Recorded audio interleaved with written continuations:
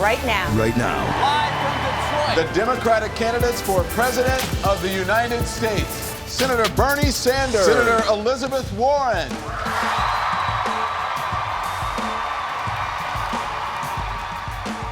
Folks, we have a choice. We can go down the road that Senator Sanders and Senator Warren want to take us, with bad policies like Medicare for all, free everything, and impossible promises that'll turn off independent voters and get Trump reelected. They're running on telling half the country that your health insurance is illegal. It says it right in the bill. Let's be clear about this. We are the Democrats. We are not about trying to take away health care from anyone. We should stop using Republican talking points in order to talk with each other about how to best provide that health care. Democrats win when we figure out what is right and we get out there and fight for it. So I think Democrats win when we run on real solutions, not impossible promises. When we run on things that are workable, not fairy tale economics. Senator Warren. We can do it. You know, I don't understand why anybody goes to all the trouble of running for president of the United States just to talk about what we really can't do and shouldn't fight for. This notion that you're going to take private insurance away from 180 million Americans who many of them don't want to give it. Many of them do want to get rid of it, but some don't. Many don't. I think if we're going to force Americans to make these radical changes, they're not going to go along. You throw your hands up, but you haven't. I can do it. But you haven't implemented the plans. Us governors and mayors are the ones that we have to pick up all the pieces when suddenly the government's supposed to take over all these responsibilities. Senator Sanders. John, I was a mayor, and I helped transform my city. I have some practical experience. Second of all, interestingly enough, today is the anniversary of Medicare. 54 years ago, under Lyndon Johnson and the Democratic Congress, they started a new program after 1 year, 19 million elderly people in it.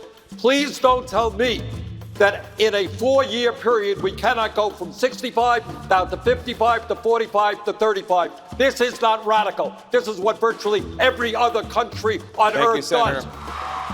I'm saying the policies of this notion that you're going to take private insurance away from 180 million Americans, that is a disaster at the ballot box. You might as well FedEx the election to Donald Trump. Well, the truth is that every credible poll that I have seen has me beating Donald Trump, including the battleground states of Michigan, where I won the Democratic primary. But you are playing into Donald Trump's hands. The challenge isn't that it's a criminal offense to cross the border.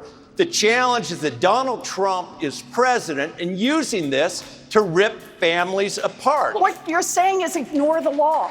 Laws matter.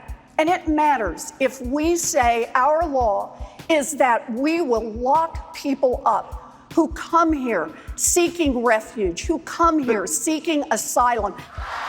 This plan that's being offered by Senator Warren and Senator Sanders will tell those union members who gave away wages in order to get good health care that they're going to lose their health care because Washington's going to come in and tell them they got a better plan. Two things. They will be better because Medicare for All is comprehensive. It covers all health care needs. For senior citizens, it will finally include dental care, hearing aids, and eyeglasses. But you don't know Second that. of all. You don't know that, Second Bernie. of all. We'll come to you in a second, I do know, Congressman. and I wrote the damn bill. Senator Warren just issued a trade plan that would prevent the United States from trading with its allies. You know, for decades, we have had a trade policy that has been written by giant multinational corporations to help giant multinational corporations. They have no loyalty to America. They have no patriotism. If they can save a nickel by moving a job to Mexico, they'll do it in a heartbeat.